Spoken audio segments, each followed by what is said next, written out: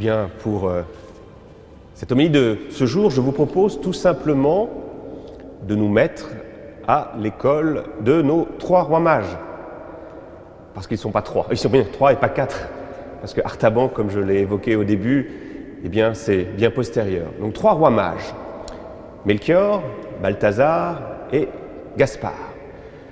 Alors la première chose que je voudrais méditer avec vous laisser questionner par ces rois mages, c'est une qualité qu'ils ont que je trouve merveilleuse et qui parfois nous fait défaut, c'est la capacité à s'émerveiller, à se poser des questions.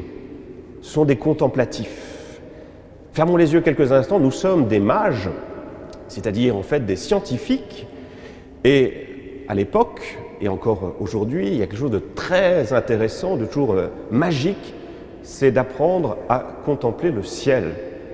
En revenant hier soir de la messe de 18h, il était 19h, j'ai levé la tête, je me suis mis à l'école de ce que je disais, et c'est vrai que le ciel étoilé au-dessus de la baie du Mont-Saint-Michel était vraiment somptueux. Donc apprendre à contempler, apprendre à admirer, apprendre à ouvrir le livre de la nature pour y voir les signes de la présence de Dieu. Comment être athée quand on prend le temps de contempler la beauté de cette nature, la perfection, l'équilibre, la régularité des astres qui, année après année, suivent un cours tout à fait prévisible. Il y a quelque chose de vraiment d'étonnant. Et donc ces mages sont certains qu'il y a un principe transcendant, il y a un Dieu.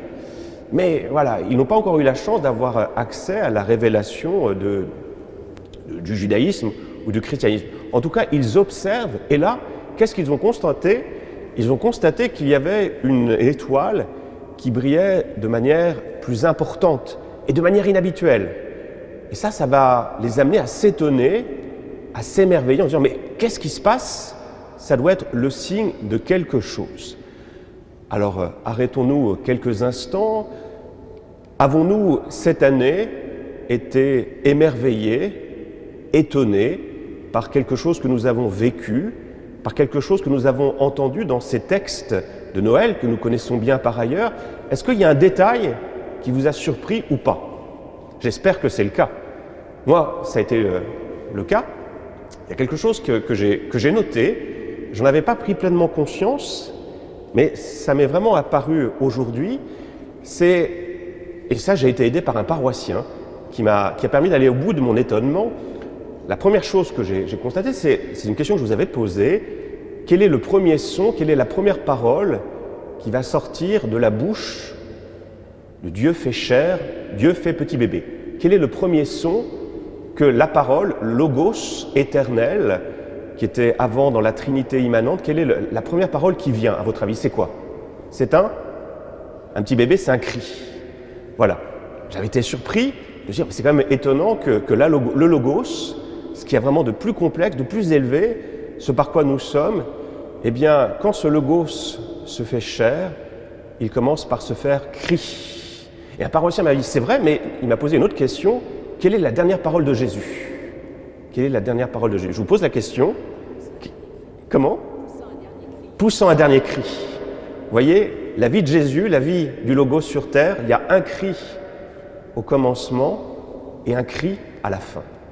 C'est étonnant. Et je ne l'avais pas vu. Et ça m'a surpris. Et je crois que dans les temps que nous traversons, qui sont des temps difficiles, eh bien, ça nous montre comment Dieu vient habiter nos cris de détresse. Il est là. Il est là pour crier avec nous, pour nous dire, voilà, je suis avec vous dans les combats que vous menez, vous n'êtes pas seul. Et je suis là pour vous donner la force, je suis là pour donner une espérance. Vous voyez, ça m'a aidé vraiment à réaliser le sens de l'incarnation. Dieu fait chair, Dieu qui vient habiter au milieu de nous, qui vient planter sa tente au milieu de nous, et qui vient habiter nos détresses, qui vient habiter nos cris. Eh bien, c'est cette année, grâce à ce paroissien, que j'en ai pris pleinement conscience. Vous voyez, cette capacité à s'émerveiller, à s'étonner, un peu comme nos mages. Ce qui est intéressant aussi dans nos mages, c'est que voilà, ils se sont étonnés, ils se sont mis en mouvement. Et donc là, qu'est-ce qu'ils vont faire? ils voient que cette étoile pointe vers une direction, qui est donc Jérusalem. Donc, comme ils ne connaissent pas grand-chose, ils vont aller à la rencontre des experts, c'est-à-dire des prêtres qui sont au temple. Ils vont voir Hérode. Et là, on voit, il y a deux possibilités peut-être qui s'ouvrent pour nous. Donc la première, c'est le chemin que je nous invite tous à suivre, qui est le chemin des mages. Et l'autre chemin qu'il faut absolument abandonner, c'est celui d'Hérode. Hérode, lui aussi, grâce à la remarque des mages, lève la tête, voit qu'il y a quelque chose de particulier. Mais qu'est-ce qu'il va faire, Hérode ? Il va en rester là. Il ne va pas s'étonner, il va dire, bon, j'envoie les autres, j'envoie ces mages aller s'informer, et moi, je reste tranquille. Vous voyez, ça nous dit possiblement que dans notre foi, dans notre vie, il y a deux attitudes possibles. La première, c'est celle de se mettre en marche, de se mettre en mouvement, de partir. Et l'autre, c'est de se dire, bon, c'est pas grave, je laisse les autres agir et moi, je reste tranquillement sur place. Et s'il y a quelque chose d'important, s'il y a quelque chose d'intéressant, eh bien peut-être que alors j'agirai. Vous voyez, deux attitudes possibles. Et je crois que dans notre foi, c'est toujours aussi valable pour nous. Il y a deux manières de vivre sa foi. La première, c'est de dire, voilà, je vis ma foi, j'aime les valeurs chrétiennes, mais je ne vis pas ça véritablement de l'intérieur. Il y a un philosophe contemporain qui s'appelle Rémi Brague, qui avait forgé un néologisme, c'est les christianistes. Les christianistes, ce sont ceux qui vivent des valeurs chrétiennes, mais vraiment de l'extérieur. Ils aiment la civilisation chrétienne, mais voilà, ils ne prient pas, ils ne vivent pas véritablement cette charité, cet appel à aller secourir le petit, le fragile, le faible. Ils ont un rapport très intellectuel, très extérieur à la parole de Dieu. Mais les chrétiens, c'est autre chose, ce n'est pas les christianistes. Les chrétiens, c'est à l'image des mages, ils se posent des questions et ils agissent, ils bougent, ils se mettent en route, ils se mettent en chemin. Alors, à qui voulons-nous ressembler ? À Hérode ou aux mages ? Donc l'importance de nous poser des questions. Première chose que l'on peut donc méditer ensemble, et puis une deuxième idée qui sera aussi ma conclusion. Rappelez-vous, comment s'appelle ce roi mage qui est devant nous ? C'est Melchior. Pourquoi c'est Melchior ?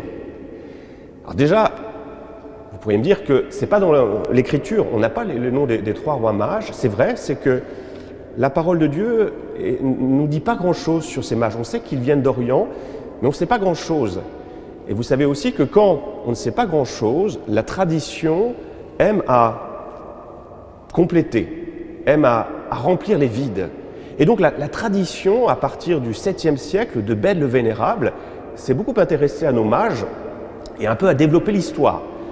Alors ce n'est pas dans les textes, mais c'est dans l'esprit des textes. Donc déjà, nous savons qu'ils sont rois, nous savons qu'ils sont trois et qu'ils s'appellent Melchior, Balthazar et Gaspard. Et la tradition nous dit qu'ils ont trois âges différents. Le plus jeune, c'est qui ? C'est Gaspard. Celui qui est entre deux âges, c'est Balthazar. Et le plus vieux, c'est qui ? C'est Melchior. Ah, vous suivez. Et ils viennent, non pas d'Orient, tous les trois, mais ils viennent de trois continents.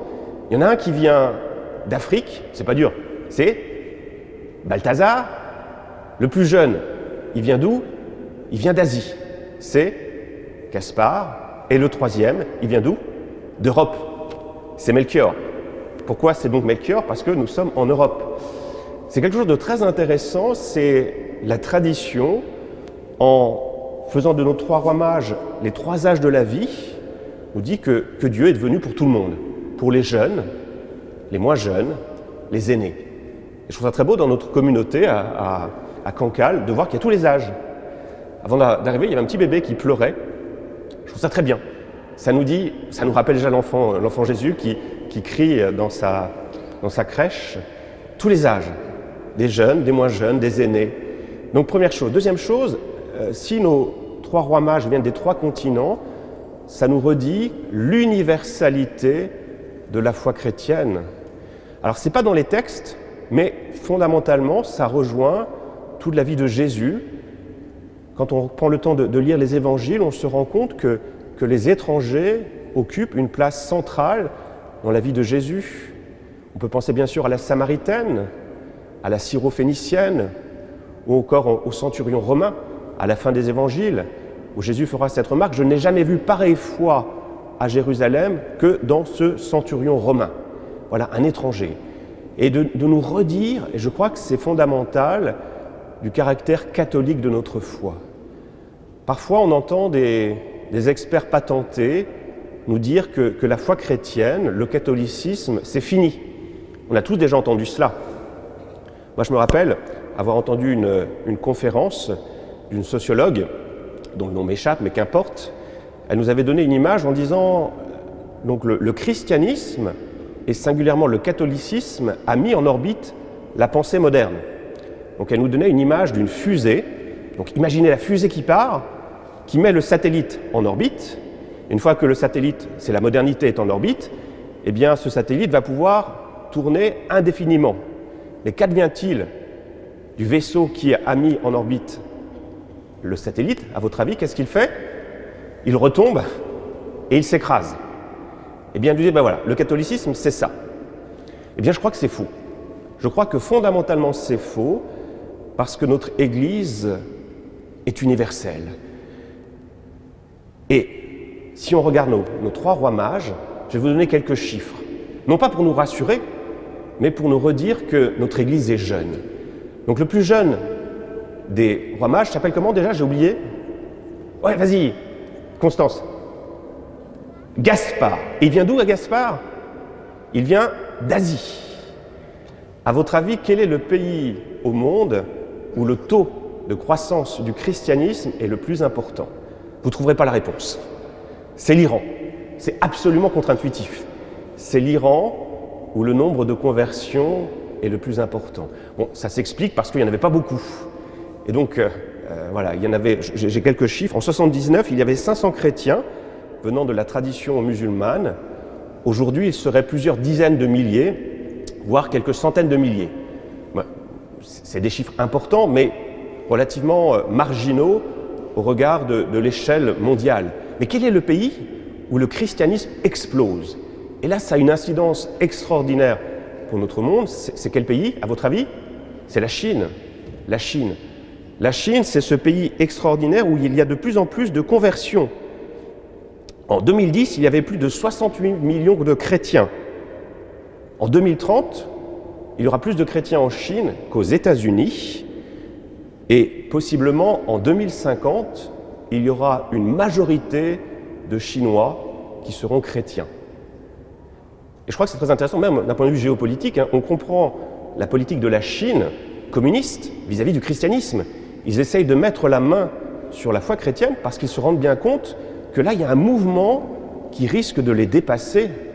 Et on comprend aussi la politique du pape François qui essaye aussi de se concilier, enfin de protéger au mieux cette église de Chine. Vous voyez, cette église jeune chinoise, cette église jeune dans son ensemble, Gaspard, il a très bien travaillé, il continue encore de bien travailler. Pensons à Balthazar, bien sûr, encore 60% de l'Afrique subsaharienne est chrétienne. Vous voyez la richesse, la jeunesse de l'Église d'Afrique. Nous, à Cancale, on a la chance d'avoir chaque année le Père Bède. Pour ceux qui le connaissent, vous voyez la joie, l'intelligence du Père Bède. C'est étonnant, hein? Et à quel point par son regard, par sa culture, il nous apporte une compréhension de la parole de Dieu étonnante. Vous voyez cette jeunesse de la parole de Dieu, cette jeunesse de l'Évangile. Alors, c'est intéressant de voir, c'est que dans tous ces pays où il y a beaucoup de conversions, où la foi se développe, et bien souvent chez les petits, chez ceux qui crient, chez ceux qui recherchent la consolation, chez ceux qui recherchent la libération. C'est exactement ce que disait la prophétesse Anne et le prophète Siméon. C'était les textes qu'on a entendus la semaine dernière. Eh bien, voilà, Jésus, l'enfant de la crèche, c'est celui qui apporte la consolation, c'est celui qui apporte la joie, c'est celui qui apporte l'espérance. Et des derniers chiffres pour conclure, sur l'évolution de la foi chrétienne, sur des chiffres qui viennent des États-Unis. C'est un centre qui est comparable à l'INSEE, donc c'est du sérieux, qui nous donne quelques évolutions, quelques prospectives. Donc en 2060, le christianisme va croître et arrivera au chiffre de 32% de chrétiens dans le monde. Au même moment, l'islam va aussi, bien sûr, beaucoup grandir. Il y aura à peu près 31% de musulmans. Donc 32% de chrétiens, 31% de musulmans.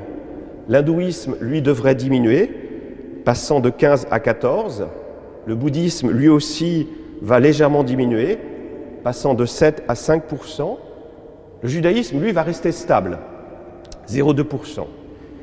Et la question que j'ai envie de vous poser, c'est, à votre avis, l'athéisme, les athées, est-ce qu'ils vont augmenter ou est-ce qu'ils vont diminuer? Intuitivement, on dirait quoi? On va dire que... Enfin, comment?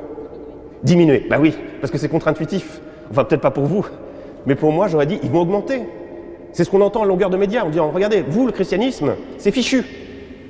Pensez à la fusée, vous allez vous disloquer. Eh bien, pas du tout. L'athéisme va se disloquer. Il passerait de 16 à 13%. C'est étonnant, hein? En fait, c'est pas si étonnant que cela. Parce que cet athéisme contemporain, il n'y a aucun espoir. Je dis souvent dans mes homélies parce que ça fait mal quand je rencontre des jeunes qui n'ont pas la foi, qui me disent « Oh, plus tard, on n'aura pas d'enfants. Ça vaut pas le coup. Ça vaut pas le coup. » Vous voyez, ce manque d'espérance, ce manque de joie, il y a quelque chose vraiment de dépressif dans cette société contemporaine. Celui qui a bien perçu ça, c'est Michel Houellebecq. Quand on lit les romans de Michel Houellebecq, ça nous décrit notre société contemporaine. Et quand on lit Michel Houellebecq, je vous assure qu'on n'a pas envie d'avoir d'enfant.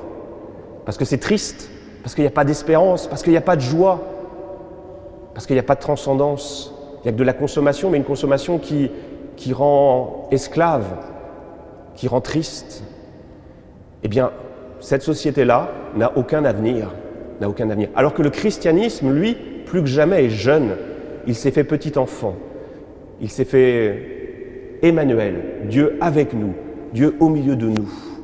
Il apporte la consolation, il apporte la joie, il apporte l'espérance, il apporte la vie. Alors, nous avons remporté la victoire. Peut-être que vous n'en êtes pas convaincus, mais je vous assure, nous avons remporté la victoire et nous avons plus que jamais une mission, comme les rois mages, c'est apporter à ce monde qui n'en peut plus, eh bien, Jésus, le Sauveur, le Messie, celui que le monde n'attend plus. Melchior a apporté l'or, enfin les trois rois mages ont apporté l'or, l'encens, la myrrhe, et vous, qu'est-ce que vous allez apporter au bon Dieu? Qu'est-ce que vous allez apporter au monde? Amen.